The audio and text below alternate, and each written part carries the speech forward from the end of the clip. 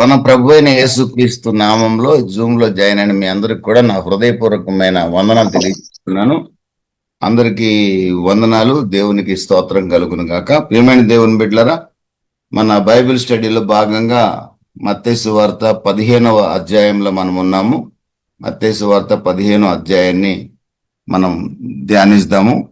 15వ అధ్యాయంలో ఒక 3 విషయాలు మీకు క్లుప్తంగా చెప్పి నేను ముగిస్తాను.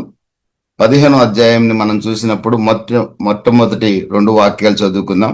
ఆ సమయంలో యెరూషలేము నుండి శాస్త్రులను పరిసయ్యులను యేసునద్దకు వచ్చి, నీ శిష్యులు చేతులు కడుక్కొనకుండా భోజనం చేయుచున్నారే, వారు ఎందు నిమిత్తము పెద్దల పారంపర్యాచారం అతిక్రమించుచున్నారని అడిగిరి.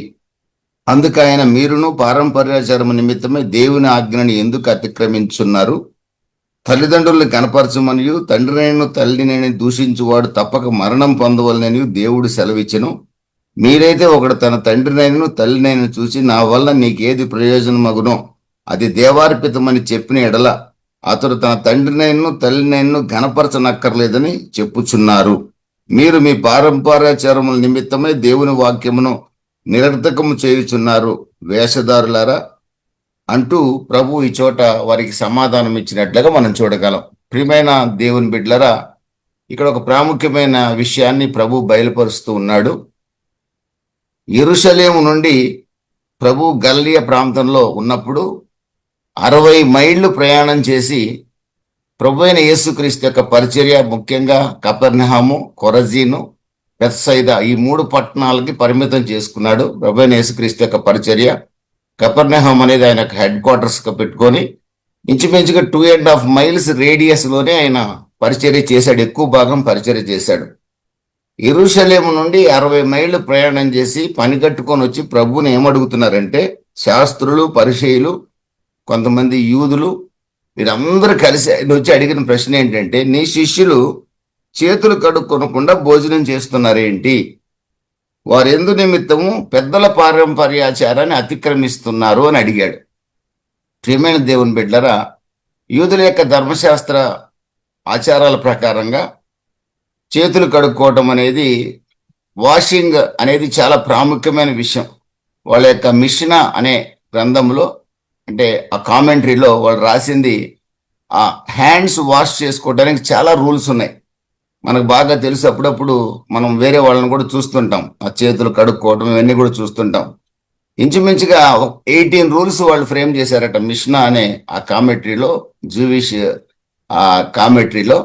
ఆ బుక్ లో వాళ్ళు రాసిన సూత్రాలు, ఎలా మనిషి క్లీన్ గా ఉండాలి, ఎలా వాష్ చేసుకోవాలి, ఎప్పుడు వాష్ చేసుకోవాలి అనే విషయాన్ని కూడా చాలా స్పష్టంగా ఒక పారంపర్యాచారాన్ని అనుసరించడం మనం చూడొచ్చు. అక్కడ వాళ్ళు భోజనానికి ముందు చేతులు కడుక్కోవాలని, అలాగే ఒక లాంగ్ ఒక గంట సేపు నిద్రపోయిన వెంటనే మళ్ళీ వాష్ చేసుకోవాలని, అలాగే చాలా చాలా విషయాల్లో ఏదైనా సమాధుల దగ్గరికి పోయినప్పుడు వాష్ చేసుకోవాలని, అలాగనే హెయిర్ కటింగ్ చేసుకున్నప్పుడు వాష్ చేసుకోవాలని, అదేవిధంగా గోల్డ్ కట్ చేసుకున్నప్పుడు కూడా చేతులు కడుక్కోవాలని, క్లెన్లీనెస్ కి చాలా ఇంపార్టెంట్ ఇచ్చారు. మిష్నాలో పరిశుద్ధ గ్రంథం కూడా క్లెన్లీనెస్ కి చాలా ఇంపార్టెంట్ ఇచ్చింది. శుభ్రత గురించి, ఒక వ్యక్తి పరిశుభ్రంగా ఉండటాన్ని గురించి బైబిల్ కూడా చెప్తుంది. పరిశుభ్రంగా ఉండటం మంచిదే, కానీ వీళ్ళు ప్రభు అయిన యేసుక్రీస్తుకి వేసిన ప్రశ్న ఏంటంటే, నీ శిష్యులు చేతులు కడుక్కోకుండా భోజనం చేస్తున్నారేంటి? పెద్దల పారంపర్యాచారాన్ని వాళ్ళు అనుసరించట్లేదేంటి? ఇది తప్పు కదా, ఇది పాపం కదా అని ప్రభు అయిన యేసుక్రీస్తుని ప్రశ్నించారు. అయితే ప్రభు అయిన యేసుక్రీస్తు హృదయాలు మార్చడానికి వచ్చిన దేవుడు ఆయన. దేవునికి స్తోత్రం కలుగును గాక. హృదయంలో ఉన్న పాపాన్ని తొలగించడానికి ప్రభు అయిన యేసుక్రీస్తుని ఎవరైతే అంగీకరించి తమ పాపాన్ని ఒప్పుకొని విడిచిపెడతారో వారిని పరిశుద్ధపరచడానికి ప్రభు అయిన యేసుక్రీస్తు వచ్చాడు. కానీ యూదుల ధర్మశాస్త్రంలో రాయబడిన పరిశుద్ధతను, అంటే క్లెన్లీనెస్ గురించి ఆయన ఖండించడానికి రాలా. క్లీన్ గా ఉండాల్సిందే మనిషి, కానీ క్లీన్ గా ఉండకపోవటం వల్ల అనారోగ్యం కలుగుతుందేమో కానీ హృదయం పరిశుభ్రపరచుకోకపోతే నిత్య నరకాగ్నికి వెళ్తాడు మనిషి. ఆ సంగతిని ప్రభు అయిన యేసుక్రీస్తు 15వ అధ్యాయం ప్రారంభంలో ఆయన హైలైట్ చేస్తున్నాడు.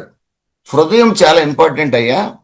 చేతులు కడుక్కోవడం, కాళ్ళు కడుక్కోవడం కంటే కూడా అది మంచిదే కాదని నేను అన్ను.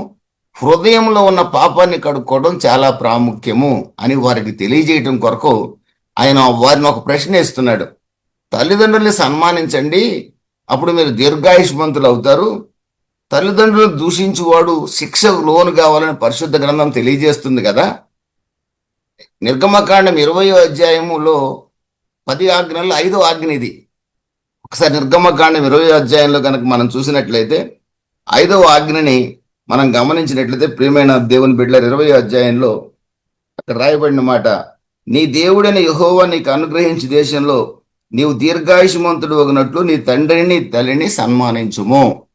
ఇదే ఎఫ్ఎస్సి రాసిన పత్రిక 6వ అధ్యాయం 1వ వాక్యంలో కూడా ఇదే మాట ఉంది, కొత్త నిబంధనలో కూడా. ఇది 10 ఆజ్ఞల్లో ఒక ఆజ్ఞ, దేవుడిచ్చిన ఆజ్ఞ. ఇది మోరల్ లా కాదు, ఇది బిబ్లికల్ గా బైబిల్ ప్రకారంగా ఇది కమాండ్, ఇది దేవుడిచ్చిన ఆజ్ఞ. దీన్ని అనుసరించిన వాడు శిక్షార్హుడు పాత నిబంధన ప్రకారంగా. ఇప్పుడు తల్లిదండ్రుల్ని జాగ్రత్తగా చూసుకోవడం అనేది మోరల్ లా అని చెప్పి మన భారతదేశంలో అంటుంటారు. దీనికి చట్ట సంబంధమైన బైండింగ్ లేదు మన దేశంలో. కానీ బిబ్లికల్ గా తల్లిదండ్రులను సన్మానించడం అనేది దేవుని యొక్క ఆజ్ఞ. దేవుణ్ణి ఆరాధించడం అనేది మొదటి ఆజ్ఞ అయితే, తల్లిదండ్రులను సన్మానించడం అనేది 5వ ఆజ్ఞ. నరహత్య చేయటం అనేది ఆ తర్వాత ఆజ్ఞ. వ్యభిచారం చేయటం అనేది ఆ తర్వాత ఆజ్ఞ. చూడండి, తల్లిదండ్రులను సన్మానించేదానికి దేవుడు ఎంత ప్రాధాన్యత ఇచ్చాడో ఒకసారి మనం గమనించినట్లయితే అది మనకు అర్థమవుతుంది. ప్రియమైన దేవుని బిడ్డలరా, ఆ శాస్త్రులు పరిచయంలో ఉన్న లోపం ఏంటంటే, ఆ 15వ అధ్యాయంలో మీరు తర్వాత జాగ్రత్తగా చదువుకుంటే, వాళ్ళు తల్లిదండ్రుల్ని జాగ్రత్తగా చూడాల్సిన వాళ్ళు ఏం చేస్తారంట అంటే, వాళ్ళు ఒక రూల్ పెట్టారు, ఒక పారంపర్యాచారం పెట్టారు. వాళ్ళ పుస్తకంలోనే రాసుకున్నారు. ఏమని? మా రిసోర్సెస్ అన్ని, మా ఆదాయము, మా సంపద అంతా కూడా దేవార్పితం అని అంటే చాలు, ఇక తల్లిదండ్రులను చూడాల్సిన అవసరం లేదు, అది పాపం కాదు. అంటే మా సంపాదన, మాకున్న ఇల్లు, మాకున్న పొలం అంతా దేవార్పితం, మేము దేవుని సేవకే సమర్పితం అన్నారనుకోండి, వాళ్ళు ఖర్చు పెట్టినా ఖర్చు పెట్టకపోయినా దేవార్పితం అనే పదం వాడారు కాబట్టి, కుర్బాను అనే పదం వాడారు కాబట్టి, ఇక తల్లిదండ్రులను సన్మానించకపోయినా అది పాపం కాదు, అది 5వ ఆజ్ఞని అతిక్రమించినట్లు కాదు అని ఒక సిద్ధాంతాన్ని పెట్టారు వీళ్ళు సొంతగా, ఈ పరిచయులు శాస్త్రులు కలిసి. ఆ సిద్ధాంతాన్ని ప్రజలు పాటిస్తున్నారు. తమ కష్టార్జితాన్ని ఎక్కడ తల్లిదండ్రులకి, వృద్ధులు అయిన తల్లిదండ్రులకు పెట్టాల్సి వస్తుందోనని వాళ్ళు ఏం చేస్తున్నారంటే, కొంత డబ్బుని తల్లిదండ్రులకు పెట్టాలని అని అనుకుంటే ఆ డబ్బుని దేవార్పితం అంటున్నారు. అది ఖర్చు పెడుతున్నారా దేవుడి కొరకు లేదనేది పక్కన పెట్టేయండి. ఇక వాళ్ళు ఆ మాట అన్న తర్వాత వాళ్ళకి నేరం లేదు, ఇక పాపం లేదనేది వాళ్ళ ఉద్దేశం. ఇది ప్రభు అయిన దేవుడు చెప్పాడంటే చెప్పలా, వాళ్ళంతటి వాళ్ళే ఒక సిద్ధాంతాన్ని రాసుకున్నారు. దాన్నే పారంపర్యాచారం అంటారు. ప్రభు వారిని ప్రశ్నిస్తున్నాడు. లేవ్యకాండం 20వ అధ్యాయం 9వ వాక్యంలో కూడా మీరు చాలా జాగ్రత్తగా దాన్ని కూడా నోట్ చేసుకోండి. తల్లిదండ్రుల్ని దూషించువాడు, అక్కడ చాలా కఠినంగా రాయబడింది 20వ అధ్యాయం 9వ వాక్యంలో, ఎవడు తన తండ్రినైనను తన తల్లినైనను దూషించునో వానికి మరణ శిక్ష విధింపవలెను. వాడు తన తండ్రినో తల్లినో దూషించను కనుక తన శిక్షకు తానే కారకుడు. తల్లిదండ్రులను దూషించేవాడు మరణ శిక్ష విధించమని రాసింది పాత నిబంధన. ధర్మశాస్త్రం చాలా కఠినంగా ఉంది. మనం కొత్త నిబంధనలో ఉన్నాం కాబట్టి ఆ శిక్ష ఈరోజు లేదు. తల్లిదండ్రులను దూషించేవారు శిక్షార్హులు కాదు. కాకపోతే కృప ద్వారా రక్షింపబడ్డప్పుడు, కానీ కృప ద్వారా రక్షింపబడిన వారు ఖచ్చితంగా తల్లిదండ్రులను సన్మానిస్తారు. నిజంగా రక్షించబడిన వాళ్ళు తల్లిదండ్రులను సన్మానిస్తారు. ఒకతను మీకు ఎన్నోసార్లు చాలాసార్లు చెప్పాను, ఒక పెద్ద సేవకుడే, నాకు తెలిసిన సేవకుడే. వాళ్ళ తల్లిగారు నాకు కనపడ్డారు వాళ్ళ ఇంటి ముందు బయట. ఆమెను ఎప్పుడు నేను చూడలా. పల్లెటూరు కట్టుకొని ఉంది చీర కూడా. సరే, పాస్టర్ గారి తల్లి కదా అని నమస్కారం పెట్టా. ఈ పాస్టర్ గారు లోపల నేను చూసి, తమ్ముడు ఇటు రాని, ఎవరికి నువ్వు నమస్కారం పెట్టావు అన్నాడు నన్ను. మీ తల్లిగారు అంట కదండి, ఎవరో చెప్పారన్న. అతను మాట్లాడిన మాటలు ఉన్నాయండి ఆ తల్లిని. ఇక అసలు ఎట్లా మాట్లాడాడంటే, ఆమె అంత దుర్మార్గురాలు లేదు, అలాంటి దానికి నువ్వు ఎట్లా నమస్కారం పెడతావు అని ఇష్టానుసారంగా మాట్లాడాడండి ఆ తల్లిని నా ఎదురుగా. అసలు ఇతను సేవకుడైనా ఇతను సేవ చేస్తున్నాడా? శత్రువును కూడా ప్రేమించమని బైబిల్ చెప్తుంది కదా. కన్న తల్లిని దుర్భాషలాడుతున్నాడు ఏంటి? ఒక ఎకరం ఎక్కువ తమ్ముడికి ఇచ్చిందట. ఇతను బాగా ఉన్నత స్థితిలో ఉన్నాడు కదా, కోట్లు సంపాదించాడు కదా. పేదోడు పల్లెటూరులో వ్యవసాయాన్ని నమ్ముకున్న తమ్ముడికి 1 ఎకరం పొలం ఎక్కువ ఇచ్చిందంట తల్లి. అదంటే ఆమె చేసిన పాపం. మరి ఎట్లా సేవకుడు ఆ సంఘం ఎలా వాక్యం వింటుందో నాకు ఈ రోజు కూడా అర్థం కాని పరిస్థితి. ప్రియమైన దేవుని బిడ్డలారా, పరిశుద్ధ గ్రంథం ఇంత స్పష్టంగా చెప్తుంటే క్రొత్త నిబంధనలో రక్షింపబడ్డామనుకున్న వారు, నిజమైన రక్షణ పొందిన వాడైతే అలా మాట్లాడ్డు. ఈ రోజున విశ్వాసులు నిజమైన రక్షణ లేని వాళ్ళు ఉన్నారు, సేవకుల్లో కూడా నిజమైన రక్షణ లేని వాళ్ళు ఉన్నారు. ఎలా గుర్తుపట్టవచ్చు తెలుసండి? వారి నోటి మాటను బట్టి గుర్తుపట్టొచ్చండి. అతను మాట్లాడిన మాట అతని రక్షణ లేదంటానికి సాదృశ్యం. అతని చేతిలో బైబిల్ ఉన్న అతను సేవకుడు అయినా. పాత నిబంధనలో చాలా కార్పొరేట్ పనిష్మెంట్ ఉంది. ప్రభు అంటున్నాడు, మరి ధర్మశాస్త్రం ఇలా చెప్పింది కదా, దేవుడు కమాండ్, ఆజ్ఞ కదా ఇది. లేవ్యకాండం కూడా స్పష్టంగా రాయబడి ఉంది కదా, కానీ మీరెందుకు తల్లిదండ్రుల్ని సన్మానించని అవసరం లేదు. తల్లిదండ్రుల్ని సన్మానించడం అంటే శాలువాలు కప్పడం కాదు. తల్లిదండ్రులకి వాళ్ళ అవసరాల్లో, పాపం వృద్ధాప్యంలో అంత భోజనం పెట్టమని అర్థం. వాళ్ళని జాగ్రత్తగా చూసుకోమని అర్థం. చూసుకోమని అంటే తల్లిదండ్రులు చూసుకోవాల్సిన సొమ్ముని దేవార్పితం అనంగలోనే ఇక అది వాడికి పాపం లేదని మీరెందుకు చెప్తున్నారు? ఇది కదా నిజమైన పాపం అంటే. చేతులు కడుక్కోపోవడం పాపం కాదు. హడావుడిగా చేతులు కడుక్కోకుండా భోజనం తింటే ఏమవుతుంది? ఏదైనా బ్యాక్టీరియా ఉంటే లోపలికి పోతుంది, ఒకరోజు జ్వరం వస్తే తగ్గిపోద్ది. అసలు దేవుని ధర్మశాస్త్రాన్ని మీరు ధిక్కరిస్తున్నారు కదా. నా శిష్యులు చేతులు కడుక్కోలేదని వచ్చి 60 మైళ్ళు ప్రయాణం చేసి వచ్చి కంప్లైంట్ చేస్తున్నారు నా మీద, నా శిష్యుల మీద అంటున్నాడు ప్రభు. అంటూ ప్రియమైన దేవుని బిడ్డలారా, ఆ తర్వాత వాక్యాల్లో మనం చూసినట్లయితే 12వ వాక్యం నుంచి చూస్తే ప్రభు మరలా వాళ్ళకి చెప్తున్నాడు, బయట నుండి లోపలికి వెళ్ళేది మనిషిని అపవిత్రపరచదు, లోపల నుండి బయటికి వచ్చేదే మనిషిని అపవిత్రపరుస్తుంది. లోపల నుంచి బయటకు వచ్చేదంటే హృదయంలో నుంచి వచ్చేదే మనిషిని అపవిత్రపరుస్తుంది. బయట నుంచి లోపలికి వెళ్ళేది మరలా తిరిగి పొద్దున్నే బయటకు వచ్చేస్తుంది. ఏదైనా ఒక అన్క్లీన్ ఫుడ్ ఏదైనా తిన్నా బయటకు వచ్చేస్తుంది మళ్ళీ పొద్దున్నే. కానీ లోపల నుంచి బయటకు వచ్చేవి ఉన్నాయి చూడండి. అక్కడ రాస్తున్నాడు, లోపల నుంచి బయటికి ఏమొస్తవి? ఒక మనిషిని 17వ వాక్యంలో చెప్తున్నాడు, నోట నుండి బయటకు వచ్చినవి హృదయంలో నుండి వచ్చును గనక ఇవే మనిషిని అపవిత్రపరచునని మీరు గ్రహింపరా. లోపల నుంచి వచ్చేవన్నీ కూడా హృదయంలోంచి వచ్చేవే. ఒక వ్యక్తి మాట్లాడాడంటే ఖచ్చితంగా అతను హృదయంలోంచి వచ్చిన మాటేనండి, మరొక మాట కాదు. ఒకతను ఎప్పుడు మాట్లాడిన ఆస్తుల గురించి మాట్లాడతాడు అంటే అతను హృదయంలో ఆస్తులు నిండి ఉన్నవే అని అర్థం. ఒక వ్యక్తి ఎప్పుడు మాట్లాడిన అందం గురించి మాట్లాడతాడు, అతని హృదయంలో అందాన్ని గురించిన ఆలోచన ఎక్కువ ఉందని అర్థం. ఒక వ్యక్తి ఎప్పుడు మాట్లాడినా డబ్బు దాచుకోవడం గురించి మాట్లాడతాడు అంటే అతని హృదయంలో డబ్బు దాచుకోవాలనే కోరిక బలంగా ఉన్నట్లు లెక్క. ఒక వ్యక్తి ఎప్పుడు మాట్లాడినా రోగం గురించి మాట్లాడతాడు, అతని హృదయంలో రోగాన్ని గురించిన కాంక్ష ఎక్కువ ఉందని లెక్క. ఒక వ్యక్తి ఎప్పుడు మాట్లాడినా నా దేవుడు నాకున్నాడు, నాకు ఏం జరగదని మాట్లాడతాడు అంటే అతని హృదయంలో దేవుడి మీద ఉన్న విశ్వాసాన్ని తెలియజేస్తుంది. ఒక వ్యక్తి ఎప్పుడు కూడా నా అప్పులు తీరవేమో అంటూ ఉంటాడు అంటే అతని హృదయంలో అప్పులు తీరవనే బలమైన కోరిక ఉంది. ఒక వ్యక్తి దేవుడు నన్ను ఆశీర్వదిస్తాడని ఎప్పుడు చెప్తాడు, అతని హృదయంలో దేవుడు ఆశీర్వదిస్తాడనే నమ్మకం ఉంది. నోటి మాటను బట్టి మనిషిని గుర్తుపట్టొచ్చండి. దేవునికి స్తోత్రం కలుగును గాక. హల్లెలూయా. మన వేషాన్ని బట్టి తెల్ల బట్టలు వేసుకొని లేకపోతే రంగు బట్టలు వేసుకొని పౌడర్ వేసుకున్నంత మాత్రం మనిషిని గుర్తుపట్టలేమండి. హృదయంలో ఉన్నదే నోరు మాట్లాడుతుంది, బైబిల్ చెప్తుంది. నన్ను కూడా సులభం గుర్తుపట్టచ్చు. మీరు నేనేం మాట్లాడుతున్నానో దాన్ని బట్టి నన్ను గుర్తుపట్టేయచ్చు. మీరేం మాట్లాడుతున్నారో దాన్ని బట్టి మిమ్మల్ని నేను గుర్తుపట్టచ్చు. దేవుని స్తోత్రం కలుగును కాక. మన మాట జాగ్రత్త. హృదయం సరిగా ఉంటే ఖచ్చితంగా మాట సరిగా ఉంటుంది. దేవునికి స్తోత్రం కలుగును కాక. నోటి నుంచి వచ్చేది మనిషిని అపవిత్రపరుస్తుంది. నోటి నుంచి ఏమొస్తాయి? దురాలోచనలు, నరహత్యలు, వ్యభిచారములు, వేశ్యాగమనములు, దొంగతనములు, అబద్ధ సాక్ష్యం, దేవదూషణ, ఇవన్నీ హృదయంలోంచి వస్తాయి. మార్కు సువార్త 7వ అధ్యాయం 21వ వాక్యంలో 13 రకాలు ఉన్నాయి. అవి మార్కు 7:21లో 13 ఉన్నాయి. ఈ 13 కూడా హృదయంలో నుంచి వచ్చేవే. ఇవి మనిషిని అపవిత్రపరుస్తాయి. మరి హృదయంలో నుంచి వచ్చే వీటిని శుభ్రపరచగలిగిన వాడు, వీటిని పరిశుద్ధపరచగలిగిన వాడు ఎవరు? ప్రభు తను పరిచయం చేసుకుంటున్నాడు ఈ చోట. హృదయం చాలా ఇంపార్టెంట్ అయ్యా, చేతులు కాళ్ళు కాదు ఇంపార్టెంట్. మీరు అసలు తల్లిదండ్రులను సన్మానించమని దేవుడిచ్చిన ఆజ్ఞనే ధిక్కరిస్తున్నారు. నా శిష్యులు చేతులు కడుక్కోవడం పెద్ద పొరపాటేం కాదు. అసలు మీరు ఇంకో సంగతి గమనించట్లేదు, హృదయం పరిశుద్ధంగా లేకపోతే చాలా ప్రమాదం. హృదయం పరిశుద్ధంగా లేకపోతే అది మనిషిని అపవిత్రపరుస్తుంది.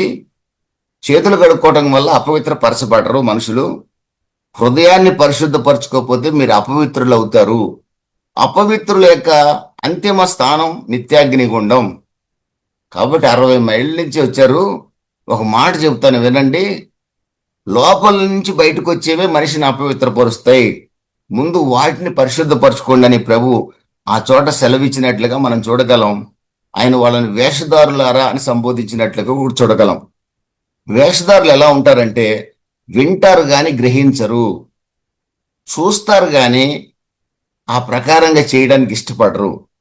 వింటారు, గ్రహించరు. వారి చెవులు మందాలైపోతాయి. వారి హృదయంలో గ్రహింపు లేకుండా పోతుందన్నమాట. అందుకే వారిని వేషధారులారా అని సంబోధించాడు. 60 మైళ్ళ దూరం నుంచి వచ్చిన మహాజ్ఞానులు అనుకున్న వాళ్ళని. ఎందుకంటే వాళ్ళు చేతులు కడుక్కోకపోవడం అపవిత్రత అనుకుంటున్నారు. హృదయాన్ని కడుక్కోకపోవడం అపవిత్రత అనే సంగతి వాళ్ళకి అర్థం కాల. ప్రభు దాన్ని స్పష్టంగా చెప్పాడు. హృదయాన్ని పరిశుద్ధపరచుకోండి. హృదయాన్ని పరిశుద్ధపరచగలిగిన వాడు ఒక్కడే. 1 యోహాను 1:9, 10 వాక్యాల ప్రకారంగా మన పాపములు మనం ఒప్పుకొని ఎడల ప్రభు అయిన యేసుక్రీస్తు నమ్మదగిన వాడు, నీతిమంతుడు గనక సమస్త దుర్నీతి నుండి మనల్ని పవిత్రపరుస్తాడు. లూకా 19:10 ప్రకారం మనుష్య కుమారుడు నశించే దాన్ని వెతకి రక్షించడానికి వచ్చాడు. మనుష్య కుమారుడు నశించిన దానిని వెతకి రక్షించడానికి వచ్చాడు. ఆ సంగతిని పరిశీలి గుర్తుపట్టలేకపోయారు. హెబ్రీ 2:14 ప్రకారం పాపపు దాసత్వంలో ఉన్న, మరణ భయములో ఉన్న మనిషిని నీతిమంతునిగా చేయటానికి ప్రభు వచ్చాడు. ఆ సంగతిని వీళ్ళు గుర్తించలేకపోయారండి. కన్య గర్భం ధరించి కుమారుని కంటుంది, అతను ఇమ్మానుయేలు అని పేరు పెడతాడు.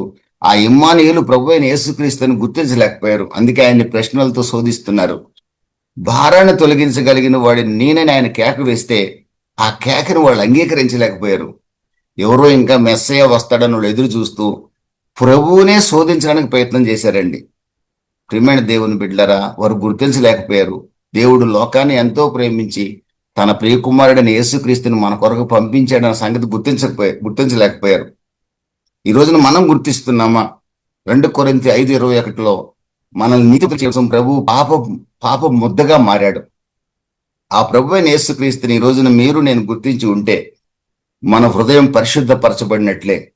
మన హృదయం పరిశుద్ధపరచబడి ఉంది అంటానికి గుర్తు మన నోటి నుంచి వచ్చే మాటలు, మన ఆలోచనలు, మన ప్రవర్తన, మన నడవడిక అర్థంలాగా తెలియజేస్తుంది. ఈ రోజున మన హృదయం పరుచుకునే అనుభవాల్లో మనం ముందుకు సాగాలి. వాళ్ళని ప్రభు వేషధారులారా అంటున్నాడు. ఈ రోజున మనం బైబిల్ ఉంది మన చేతిలో, సేవ చేస్తున్నామని చెప్పుకుంటున్నాం, విశ్వాసులు మనం చెప్పుకుంటున్నాం. హృదయం పవిత్రపరచబడిందా? హృదయం పరిశుద్ధపరచబడిందా? హృదయం పరిశుద్ధపరచగలిగేది యేసు రక్తం ఒకటే. 1 పేతురు 1:18-19 వాక్యాల ప్రకారంగా గొర్రెల రక్తం గాని, మేకల రక్తం గాని, కోడెల రక్తం గాని మనిషిని పరిశుద్ధపరచలేదు. అమూల్యమైన క్రీస్తు యేసు రక్తం ఒకటే మనిషి హృదయాన్ని పవిత్రపరచగలదు. ఈ రోజున నేను పరిశుద్ధపరచబడిన వాడిని అని ధైర్యంగా చెప్పగలిగే శక్తి మనకుందా? ఒకవేళ లేకపోతే ప్రభువుని మరలా అడుగుదాం. ప్రభువా, నన్ను పరిశుద్ధపరచు, నా హృదయంలోని ప్రతి పాపాన్ని తొలగించు, నా హృదయంలో నుంచి వచ్చే ప్రతి మాట పరిశుద్ధమైన మాటగా ఉండాలి ప్రభువా. కొన్ని మాటలు అనుకోకుండా నేను మాట్లాడుతున్నాను, నన్ను క్షమించు, పవిత్రత నాకు దయచేయమని ప్రభువుని అడిగేవారిగా ఉండాలని ప్రభు ఈరోజు మనల్ని హెచ్చరిస్తున్నాడు. దేవునికి స్తోత్రం కలుగును గాక. ప్రియమైన దేవుని బిడ్డలరా, మరొక విషయాన్ని కూడా మనం చూద్దాం. ప్రభు అయిన యేసుక్రీస్తు సెకండ్ పాయింట్ మనం గమనిస్తే 21వ వాక్యం నుంచి మనం చూస్తే 15వ అధ్యాయం 21 నుంచి సెకండ్ పాయింట్ లోకి మనం వస్తాం. ఇక్కడ ప్రభు అయిన యేసుక్రీస్తు ఎప్పుడు కూడా కపెర్నహూము, కొరజీనా, బెత్సైదా ఆ పరిసర ప్రాంతాలు, గలిలయ సముద్ర ప్రాంతం తప్ప దాటి ఎక్కడికి వెళ్ళాల. కానీ ఇక్కడ తూరు, సీదోను ప్రాంతాలకు వెళ్ళటాన్ని మనం చూడొచ్చు. 15వ అధ్యాయం 21వ వాక్యంలో యేసు అక్కడ నుండి బయలుదేరి తూరు, సీదోనుల ప్రాంతమునకు వెళ్ళగా, ఇదిగో ఆ ప్రాంతమందు కనాను స్త్రీ ఒకటి వచ్చి, ప్రభువా, దావీదు కుమారుడ, నన్ను కరుణింపుము, నా కుమార్తె దయ్యం పట్టి బహు బాధపడుతున్నదని కేకలు వేసెను. తూరు, సీదోను ప్రాంతం అంటే ఇంచుమించుగా ప్రభు అయిన యేసుక్రీస్తున్న గలిలయ ప్రాంతానికి నార్త్ వెస్ట్ లో, ఉత్తరంలో నార్త్ వెస్ట్, ఉత్తర పడమర ఆ మూలలో 50 మైళ్ళ దూరంలో ఉంటుంది తూరు ప్రాంతం. ఆ తూరు నుంచి సీదోన్ వచ్చి 20 మైళ్ళ దూరం. టోటల్గా ప్రభు అయిన యేసుక్రీస్తు తానున్న ప్రాంతం నుంచి 50 మైల్స్ ప్రయాణం చేసి తూరు సీదోన ప్రాంతాలకు వెళ్ళాడు. అంత దూరం ఆయన పరిచర్యలో వెళ్ళడం ఇదే మొదటిసారి. ప్రభు అయిన యేసుక్రీస్తు ఎక్కువ దూరం తిరగల. పౌలు గారు అయితే 1000 కిలోమీటర్లు తిరిగారు. ప్రభు అయిన యేసుక్రీస్తు ఎన్నో కిలోమీటర్లు తిరిగి పరిచర్య చేయలే. ఆయన పరిచర్య అంతా 2.5 కిలోమీటర్స్ రేడియస్ లోనే జరిగింది. ఒక్క 2 సందర్భాల్లో మాత్రమే 15వ అధ్యాయం 16వ అధ్యాయం 2 సందర్భాల్లో మాత్రమే ప్రభు అయిన యేసుక్రీస్తు తానున్న ప్రాంతానికి 50 మైళ్ళ దూరంలో ఉన్న ప్రదేశానికి వెళ్ళాడు. నార్త్ వెస్ట్కి వెళ్ళాడు. ఈయన తూరు సీదోన్ ప్రాంతం గలిలయ సముద్ర తీరం నుంచి నార్త్ వెస్ట్ లో 50 మైళ్ళ దూరంలో ఉంటాయి ఆ ప్రాంతాలు. దేనికి వెళ్ళాడు అంటే ఒక్క స్త్రీ కొరకు వెళ్ళాడండి. ఎవరా స్త్రీ? యూదు స్త్రీయా? కాదు, అన్యురాలైన స్త్రీ కొరకు వెళ్ళాడు. దేవునికి స్తోత్రం కలుగును గాక. ఈ రోజున ప్రభు అయిన యేసుక్రీస్తు ఎవరి దగ్గరికి రావడానికైనా, ఎవరిని దర్శించడానికైనా సిద్ధంగా ఉన్నాడు. ఎంత ఘోర పాపినైనా క్షమించడానికి ఆయన సిద్ధంగా ఉన్నాడు. అతడు ఎక్కడ మారుమూల ఉన్నా అతను దర్శించడానికి ప్రభు ఇప్పటికీ సిద్ధంగా ఉన్నాడు. ప్రభు అయిన యేసుక్రీస్తే ఒక స్త్రీ కొరకు అంత దూరం ప్రయాణం చేస్తే, ఈరోజు సేవకులు అనబడిన మనం ప్రియమైన దేవుని బిడ్డలరా, సుఖంగా ఏమండి కడుపులో చల్ల కదలకుండా చాలా జాగ్రత్తగా ఏమండి ఎవరికి సువార్త చెప్పినా పర్లేదు, సంఘం లేదు, 4 కానుకలు వస్తున్నాయి, జరిగిపోతుంది అన్నట్టుగా ఉండే స్థితిలో మనం ఉన్నామంటే ఈరోజు ప్రభు యొక్క అడుగులో అడుగు వేసేవాళ్ళం మనం కాదండి. ఆయన ఒక కనాన్ అన్యురాలైన స్త్రీ కొరకు 50 మైల్స్ ప్రయాణం చేసి వెళ్ళాడు. ఇది గాడ్స్ ప్లాన్, దేవుని యొక్క ప్రణాళిక. ఒకవేళ ప్రభు అయిన యేసుక్రీస్తు అలాగే అనుకొని ఉంటే నా దగ్గరికి దేవుని వాక్యం వచ్చేది కాదు. నేను విజయనగరం జిల్లాలో ఉన్నప్పుడు ప్రభు వాక్యం నా దగ్గరకు వచ్చేది కాదు. నేను ప్రభువుని నమ్మగలిగేవాడిని కాదు. ఈ రోజున ఉన్నారా, అసలు ఉన్నారా, ప్రభువును ప్రకటించేవారు ఉన్నారని పాటలు చాలా పాడుతూ ఉంటాం మనం. కానీ ప్రకటించే అవకాశం దొరికినప్పుడల్లా ప్రకటిస్తున్నాం అనేది చాలా ఇంపార్టెంట్. ప్రియమైన దేవుని బిడ్డలారా, అలసిపోయాము, ఏం చేస్తాంలే, సమాధి దగ్గరికి వెళ్ళి వచ్చాము, 5:30కు వచ్చాను, ఈరోజు జూమ్ మీటింగ్ ఏం చేద్దాంలే అని నేను అనుకోని ఉంటే ఈరోజు ఈ వాక్యం మీలో కొంతమందికి ప్రయోజనకరంగా ఉండొచ్చు. మీకు తెలిసిందే, కానీ కొంతమందికి ప్రయోజనకరంగా ఉండొచ్చు. ముఖ్యంగా నాకు ప్రయోజనకరంగా ఉందనే వాక్యం చెప్తాను నేను. దేవుని స్తోత్రం కలుగును గాక. నేను అలసిపోయారని కూర్చొని ఉంటే ఈ వాక్యం ప్రకటించబడేది కాదు, ఆన్లైన్లో వెళ్ళేది కాదు కదండి. ఆన్లైన్లో కొన్ని 100 మంది చూస్తున్నారు ఈ వాక్యాన్ని. దేవుని స్తోత్రం కలుగును గాక. ప్రియమైన దేవుని బిడ్డలరా, మన జీవితం ముగింపు వరకు అలసట అనేది తెలియకుండా పోరాడే శక్తిని ఇమ్మని ప్రభువుని అడిగి మనం పోరాడాలి అంతే. రెస్ట్ తీసుకుందాం, పడుకుందాం అంటే ప్రభు పడుకోనిడండి. ఆ మంట దేవుడు ఆ యొక్క ఫైర్ మనలో పెడతాడంతే. దేవుని స్తోత్రం కలుగును గాక. 50 మైల్స్ ప్రయాణం చేసి వెళ్ళాడు. వెళ్తే ఒక కనాను స్త్రీ, కనానీయులు అనే వాళ్ళు శపించబడిన వాళ్ళు. వీడు ఎందుకు శపించబడ్డారో కూడా మీకు తెలుసు. ఆది కాండంలో మీ నోవహు ద్రాక్షరసాన్ని తాగి పడుకున్నప్పుడు అతని కుమారుడైన హాము నోవహు దిగంబరుడిగా ఉంటానని చూశాడు. ఇద్దరు కుమారులేమో దిగంబరుడిగా ఉంటానని చూసి వాళ్ళు వెనక్కి నడుచుకుంటూ వెళ్ళి దుప్పటి కప్పారు. వాళ్ళ నాన్న దిగంబరుడిగా పడుకొని ఉంటే ఈ హామ్ అనే అతను ఏం చేశాడంటే, నోవహు కుమారుడు తండ్రి యొక్క దిగంబరత్వాన్ని చూసి మిగిలిన వాళ్ళకి చెప్పాడు, తన సహోదరులకు చెప్పాడు. వాళ్ళు తెలివిగా తండ్రి యొక్క దిగంబరత్వాన్ని చూడకుండా వెనక్గా నడిచి వస్త్రాన్ని కప్పేశారు. తండ్రి యొక్క దిగంబరత్వాన్ని చూడటం అనేది ఆ రోజుల్లో, మరి కారణం నాకు తెలియదు, కానీ అది పాపంగా దేవుడు భావించాడు. నోవహు ద్వారా శాపవచనం తన కుమారుడు హాము యొక్క వంశావళి మీదకి వచ్చిందండి. హాము యొక్క కుమారుడు కనాను శపించబడును గాక అంటే నోవహు లేచి తన మనవణ్ణి శపించినట్లుగా మనం ఈ చోట చూడొచ్చు. అది కరెక్టా కాదా దాని జోలికి నేను వెళ్ళను. మొత్తం మీద కనానీయులు శాపగ్రస్తులు. మరొక విషయం ఏంటో తెలుసండి, దేవుడు అబ్రహాముకి కనాను ప్రాంతాన్ని వాగ్దానం చేశాడు. ఆది కాండం 15వ అధ్యాయంలో. ఆ కనాను ప్రాంతాన్ని ఆక్రమించుకుంది ఎవరో తెలుసండి, హాము సంతానమైన కనానీయులు ఆక్రమించుకున్నారు. 7 జాతుల ప్రజలు, ఎబూసీలు, హివీలు, ఇలా 7 జాతుల ప్రజలు, గిర్గాషీలు, 7 జాతుల ప్రజలు ఆక్రమించుకున్నారు. ఈ కనాను ప్రాంతం నుంచి ఈ అబ్రహాం సంతానం వీళ్ళని వెళ్ళగొట్టడం కోసం చాలా శ్రమించాల్సి వచ్చింది. దేవుడు వీళ్ళు మార్పు చెందుతారేమో ఎన్నో ప్రయత్నాలు చేశాడు. 400 సంవత్సరాలు దేవుడు దీర్ఘశాంతం చూపించి కనానీయులు రక్షణ పొందుతారేమో ఎదురు చూశాడు.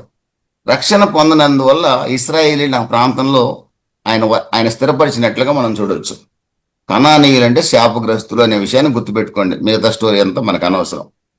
ఈ కనాన స్త్రీ ఒకటి వచ్చి, దావీదు కుమారుడు నన్ను కనికరించు, కరుణించు, నా కుమార్తె దయ్యం పట్టి చాలా బాధపడుతుంది, నా కుమార్తెను స్వస్థపరచమని చాలా మంది దగ్గరికి వెళ్ళాను, వేప మండలతో కొట్టే వాళ్ళ దగ్గరికి వెళ్ళాను, విభూతి జల్లే వాళ్ళ దగ్గరికి వెళ్ళాను, ఏమండి చేటలతో కొట్టే వాళ్ళ దగ్గరికి వెళ్ళాను, చెట్ల దగ్గరికి వెళ్ళాను, పుట్టల దగ్గరికి వెళ్ళాను, ఎక్కడా సహాయం దొరకలేదు. భారాన్ని తొలగించగలిగిన దేవుడు ఒకడు ఇశ్రాయేలు ప్రాంతంలో సంచరిస్తున్నాడని మాత్రం విన్నాను. నువ్వే మా ప్రాంతానికి వచ్చావు, తూరు సీదోను ప్రాంతానికి వచ్చావు, దావీదు కుమారుడా, నిన్ను గురించి నేను విన్నాను. ఎలా విన్నదో మొత్తం మీద ఆమె విన్నది. నువ్వు ఒక్కడవే నా కుమార్తెని కనికరించగలవు, నా విగ్రహాలు కానీ ఏవి కూడా నా కుమార్తెని కనికరించలేవు, నీవు మాత్రమే కనికరించగలవని నేను నమ్ముచున్నాను, దయచేసి నన్ను కనికరించని కేకలు వేయటం ప్రారంభించిందండి. శిష్యులకు ఒక దురలవాటు ఉంది. యేసుప్రభు శిష్యులకి ఎంతసేపటికి కూడా ఎవరైనా వెంట పడుతుంటే పొండి పొండి పొండి అంటారు. వాళ్ళు పొమ్మంటే ఎవరు పోవట్లేదు, ఎందుకంటే వాళ్ళకి అంత శక్తి లేదు, పరిశుద్ధాత్మ శక్తి లేదు. పరిశుద్ధాత్మ అభిషేకం లేనంత వరకు కూడా ఎవరు శక్తిమంతులు కాలేరండి. అందుకే బాప్తిసం పొంది పరిశుద్ధాత్మ అభిషేకం పొంది తీరాలి, అప్పుడే శక్తిమంతులు అవుతారు. పరిశుద్ధాత్మ మీ మీదకి వస్తాడు, అప్పుడు మీరు శక్తిమంతులు అవుతారు. అప్పుడు యోదయ సమరయ బూదిగంతాల వరకు సాక్షులుగా మీరు ఉంటారు. నేను బాప్తిసం పొందేశాను, ఇక నేను సాక్ష్యం చెప్పడం మొదలు పెడతానంటే కుదరదు. పరిశుద్ధాత్మ శక్తితో మనం అభిషేకించబడి తీరాలి. దేవునికి స్తోత్రం కలుగును కాక. పరిశుద్ధాత్మ నింపుదల పొందాలి. అది అన్య భాషలు మాట్లాడతారా లేకపోతే మాట్లాడరా, అది మీ యొక్క సిద్ధాంతం, అది మీ ఇష్టం. కానీ పరిశుద్ధాత్మ అభిషేకం ఒక వ్యక్తిని మీద ఆవరించిందంటే గుర్తేంటో తెలుసండి, అతను ధైర్యంగా నిలబడగలుగుతాడు, ఎక్కడైనా ధైర్యంగా వాక్యం చెప్పగలుగుతాడు, ధైర్యంగా సాక్ష్యం చెప్పగలుగుతాడు, సాక్షి ప్రకారం బతకగలుగుతాడు. అది పరిశుద్ధాత్మ శక్తి అతను పొందినట్లు లెక్క. నేను రక్షణ పొందిన కొత్తల్లో బైబిల్ డైరెక్ట్గా పట్టుకొని చర్చికి వెళ్ళడానికి ఇష్టపడేవాడిని కాదు, ఎవరైనా చూస్తారేమోనని. ఇప్పుడైతే పరిశుద్ధాత్మ అభిషేకం పొందానో ఇక బైబిల్ పట్టుకోవడం కాదు, ఏ స్థలంలో నిలబడి సాక్ష్యం చెప్పమని మా పాస్టర్ చెప్పినా ధైర్యంగా సాక్ష్యం చెప్పేవాడిని. అంతకుముందు సాక్ష్యం చెప్పడానికి సిగ్గుపడేవాడిని. అవును కదా, మనం రక్షణ పొందాం కదా, మనం పలానోళ్ళం కదా, సాక్ష్యం చెప్పొచ్చో లేదో ఏమనుకుంటారు నలుగురు అనుకునేవాడిని. నేను నిజం చెప్తున్నా. పరిశుద్ధాత్మ అభిషేకం అనేది నేను అనుభవించిన తర్వాత ధైర్యంగా సాక్ష్యం చెప్పడం అనేది ప్రారంభించాను. దేవుని స్తోత్రం కలుగును కాక. ప్రియమైన దేవుని బిడ్డలరా, వీళ్ళు అంటున్నారు ఆమెను వెళ్ళిపోమని చెప్పమని, వాళ్ళు వెళ్ళిపోమన్నారు, ఆమె వెళ్ళిపోలా. యేసు ప్రభుతో అంటున్నారు ఆమె వెళ్ళమని చెప్పమంటున్నారు. కానీ ఆమె యేసు ప్రభు వెళ్ళమని చెప్పలేదు. ఒక్క చిన్న అవకాశం దొరకంలోనే ఆమె యేసు ప్రభుని ఆరాధించడం ప్రారంభించిందండి. దేవుని స్తోత్రం కలుగును గాక. ప్రియమైన దేవుని బిడ్డలరా, యేసు ప్రభు పాదాల మీద పడి ఆమె ఆరాధించడం ప్రారంభించింది. దేవుని స్తోత్రం కలుగును గాక. ఆరాధనకు యోగ్యుడెవరో తెలుసండి, దేవుడు ఒక్కడే. యేసు ప్రభు దేవుడని మీరు ఎలా చెప్పగలరని సవాల్ చేసేవాళ్ళు కొంతమంది ఉన్నారు. ఎవరైతే ఆరాధనను స్వీకరిస్తారో, ఏమండి, యేసు ప్రభు ఆమెను ఆరాధన చేస్తుంటే, పాదాల మీద నమస్కారం చేసి ఆరాధన చేస్తుంటే ఆమెను పొమ్మల్ని ఆయన. అదే పేతురు కాళ్ళ మీద కొర్నేలి పడబోతే, సాష్టాంగ పడబోతే పేతురు ఏమంటున్నాడు, నీ మనుష్యుడిని అంటున్నాడు. ప్రకటన గ్రంథం చివరి అధ్యాయంలో దేవదూత పాదాల మీద పరిశుద్ధులైన యోహాను పడటానికి ప్రయత్నించినప్పుడు, నువ్వు నా పాదాలకు నమస్కారం చేయొద్దు సుమి, నేను నీ సహదాసుడిని అంటున్నాడు. దేవదూత ఆరాధనకు యోగ్యుడు కాదు, ఏ మనుష్యుడు ఏ సేవకుడు ఆరాధనకు యోగ్యుడు కాడు. ఆరాధనకు యోగ్యుడు ఒక దేవుడు మాత్రమే. ప్రభు అయిన యేసుక్రీస్తు యొక్క జీవితంలో మనం చూస్తే, లూకాసు వార్త 7వ అధ్యాయంలో పాపాత్ములైన స్త్రీ ఆయన పాదాల మీద పడి కన్నీరు కారుస్తున్నప్పుడు ప్రభు అయిన యేసుక్రీస్తు ఆమె ఆరాధనని తిరస్కరించలేదు. ఇక్కడ కనాను స్త్రీ ఆయన పాదాల మీద పడి ఆరాధన చేస్తున్నప్పుడు, కన్నీరు కారుస్తున్నప్పుడు ఆయన ఆమెను తిరస్కరించలేదు. దేవునికి స్తోత్రం కలుగును గాక. ప్రియమైన దేవుని బిడ్డలరా, ప్రభు అయిన యేసుక్రీస్తు ఆరాధనని అంగీకరించాడు. ప్రభు అయిన యేసుక్రీస్తు అంటాడు, నన్ను చూసిన వారు తండ్రిని చూసినట్లే అంటారు. అంటే ఐఎమ్ ఈక్వల్ టు ఫాదర్. దేవునికి స్తోత్రం కలుగును కాక. నేను తండ్రి ఒక్కటే అంటాడు. అంతేగాని యేసు ప్రభు స్వయంగా నేను దేవుణ్ణి ఎక్కడ చెప్పాడు, ఆ వాక్యం చూపించు. అన్ని డైరెక్ట్ వర్సెస్ ఉండవు. డైరెక్ట్గా వాక్యం ఉండాల్సిన అవసరంలా. ఆది యందు వాక్యం ఉండను, వాక్యము దేవుడేను, వాక్యము దేవుని యొద్ద ఉండను. ఆ వాక్యమే శరీరధారిగా కృపా సంపూర్ణుడిగా మన మధ్య కరుదించను. దేవుని యొక్క వాక్యం ఉంది, వాక్యమే దేవుడు, ఆ వాక్యమే ప్రభు అయిన యేసుక్రీస్తు. కాబట్టి ప్రభు అయిన యేసుక్రీస్తు దేవుడా మీకు తెలుసా అని మాట్లాడే వాళ్ళు చాలా మంది ఉంటారు. వాళ్ళతో వాదించడం కూడా అనవసరం. కనాను స్త్రీ ఆరాధన చేస్తూ ఉంది. ఆరాధన చేస్తున్నప్పుడు ప్రభు అంటాడు, అక్కడ అంటున్న మాట, ఆయన అంటున్న ఆ విషయాన్ని ఒకసారి కనుక మనం చూస్తే, అయినను ఆమె వచ్చి ఆయనకు మొక్కి 25వ వాక్యంలో, ప్రభువా నాకు సహాయం చేయమని అడిగిను. అందుకు ఆయన పిల్లల రొట్టె తీసి కొని కుక్క పిల్లలకు వేయటం యుక్తం కాదని చెప్పగా, ఆమె నిజమే ప్రభువా, కుక్క పిల్లలు కూడా తమ యజమానుల బల్ల మీద నుండి పడు ముక్కలు తినును కదా అని చెప్పాను. ఇక్కడ కుక్క పిల్లలు, కుక్కలు జనరల్గా యూదులు ఏంటంటే అన్ని జనుల్ని వాళ్ళని కుక్కలతో పోలుస్తారు. వాళ్ళు వాడే పదం ఏంటంటే గ్రీకు పదం కియోన్ అనే పదం వాడతారు. కియోన్ అంటే స్కావెంజర్ డాగ్స్, వీధి కుక్కలు. యూదుల యొక్క వాళ్ళ అలవాటు ఏంటంటే, మనం అన్ని జనులం కదండి, మనల్ని వీధి కుక్కలతో పోలుస్తారు వాళ్ళు. అంత ఇదనమాట వాళ్ళకి. ప్రభు అంటాడు ఇక్కడ, పిల్లల రొట్టె తీసుకొని కుక్క పిల్లలకు వేయటం న్యాయం కాదు కదా అంటున్నాడు ఆ స్త్రీతో. అయితే ప్రభు ఇక్కడ వాడిన పదం ఏంటంటే, కియోన్ అని వాడకుండా కురియోన్ అనే పదాన్ని వాడాడు. కురియోన్ అనే పదం అంటే పెట్ డాగ్, ఇంట్లో పెంచుకునే కుక్క పిల్ల అనే పదం వాడాడు. అప్పుడు ఆ స్త్రీ అంటుంది, అయ్యా కుక్క పిల్లలు కూడా యజమానుల దగ్గర నుంచి, యజమానులు బల మీద కూర్చొని తింటే కింద పడే రొట్టె ముక్కల్ని పెట్ డాగ్స్, ఇంట్లో పెంచుకునే కుక్కలు తింటాయి కదయ్యా. కాబట్టి అలా అనుకోనైనా సరే ఆ రొట్టె ముక్కల్ని నాకు నాకు నాకు దానం చేయమన్నట్టుగా ఆమె అడుగుతుందండి.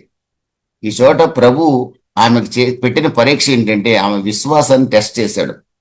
ఎంతవరకు ఆమె తనను ఆరాధించుతుంది, ఏ స్థితి వరకు, ఏ స్థాయి వరకు తనను ఆరాధిస్తుంది, ఎంతవరకు తన మీద మనసు నిలుపుతుంది, ఎంతవరకు ఆమె తన మీద లక్ష్యం ఉంచుతుంది. ఈ ఆలోచన చేసి ప్రభువు అనకూడదు, కానీ ఏమంటున్నాడు తెలుసండి, నేను పిల్లల కొరకు వచ్చాను కానీ కుక్క పిల్లల కొరకు రాలేదు, దేవునికి స్తోత్రం కలుగును కాదు. ఇశ్రాయేల్ కొరకు వచ్చాను కానీ అన్యుల కొరకు నేను రాలేదు అంటాడు.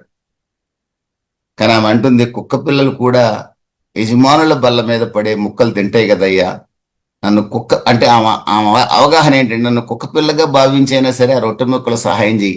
రొట్టె అనేది స్వస్థతకు సాదృశ్యం. రొట్టె అనేది స్వస్థతకు సాదృశ్యం.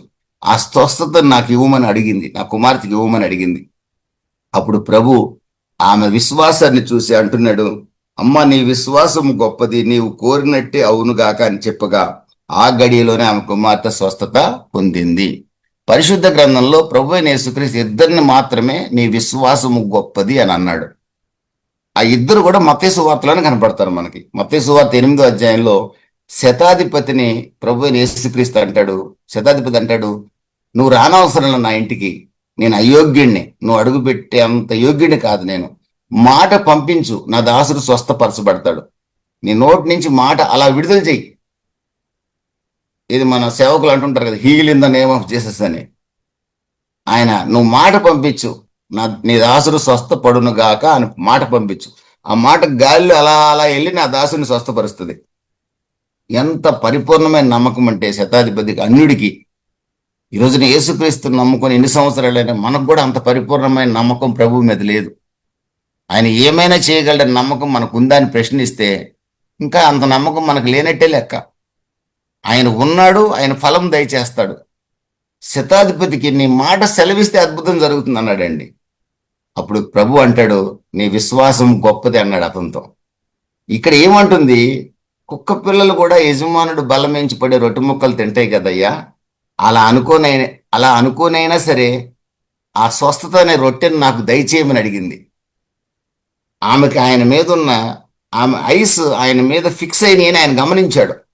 అందుకే బైబిల్ చెప్తుంది, విశ్వాసానికి కర్త దాన్ని కొనసాగించిన యేసు వైపే చూడండి, యేసు మీద లక్ష్యం ఉంచండి. బైబిల్ స్పష్టంగా చెప్తుంది, ఏ మనుషుడి మీద, ఏ సేవకుడి మీద, ఏ విశ్వాసి మీద, ఎవరి మీద లక్ష్యం ఉంచకండి, వాళ్ళని ప్రేమించండి, గౌరవించండి. కానీ అల్టిమేట్గా మన కనుదృష్టి ఎవరి మీద ఉండాలంటే ప్రభు మీదనే ఉండాలి. ఆయన మీద కనుదృష్టి ఉంటే ఎవడు పడిపోడండి. ఎవరి మనసు ఆయన మీద పరిపూర్ణంగా అనుకుంటుందో వాడిని పూర్ణ శాంతి కలవానిగా ప్రభు చేస్తాడు. ఈ రోజున మన కుటుంబాల్లో శాంతి లేకపోవడానికి కారణం ఏంటంటే, మన మనసు ప్రభు మీద పరిపూర్ణంగా లేదు. 50, 60, 70, 80%. ఒక 20 ఎవరి మీద ఉంది మన మనసు. అందుకనే నేనైనా మీరైనా ఏ కుటుంబం అయినా, క్రైస్తవ కుటుంబం ఫెయిల్యూర్ అవుతుంది. మనం ఆయన మీద కనుక కనుదృష్టి నిలిపితే, వీళ్ళు 100% నిలిపారు. ఆ శతాధిపతి మాట సెలవిచ్చాడు, అద్భుతం జరిగింది. ఇక్కడ కూడా కూతురు ఏమి దగ్గర లేదు. కూతురు ఈ కనాన స్త్రీ దగ్గర లేదు. ప్రభు, అమ్మ నీ విశ్వాసం గొప్పది, నువ్వు కోరినట్టే అవును కాక అన్నాడు. ఆమె ఏం కోరుకుంటుంది? తన కూతురు స్వస్థత. ఎక్కడో నా కూతురు స్వస్థపడింది, దేవునికి స్తోత్రం కలుగును కాక. అది 100% ప్రభు మీద దృష్టి నిలిపితే మన జీవితంలో అలాంటి అద్భుతాలు చూడగలుగుతాం. ఈరోజు నిలపాలని ఒక తీర్మానం చేసుకుందాం. నిలిపితే అద్భుతాలు జరుగుతుంది. చెప్పే నేను కూడా 100% ఆయన మీద కనుదృష్టి నిలపలేకపోతున్నాను. వినే మీరు నిలపగలిగితే చాలా సంతోషం. మనందరం కలిసి యేసు మీదనే లక్ష్యం ఉంచుదాం, యేసు వైపే చూద్దాం. అప్పుడు ప్రభు అంటాడు, మనది గొప్ప విశ్వాసం అని సాక్ష్యం చెప్తాడు. దేవునికి స్తోత్రం కలుగును కాక.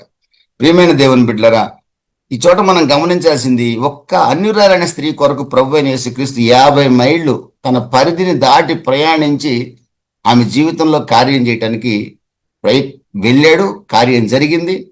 ఆ అన్యురాలు రక్షణ పొందింది, తన కుమార్తె స్వస్థత పొంది. దేవుని స్తోత్రం కలుగును.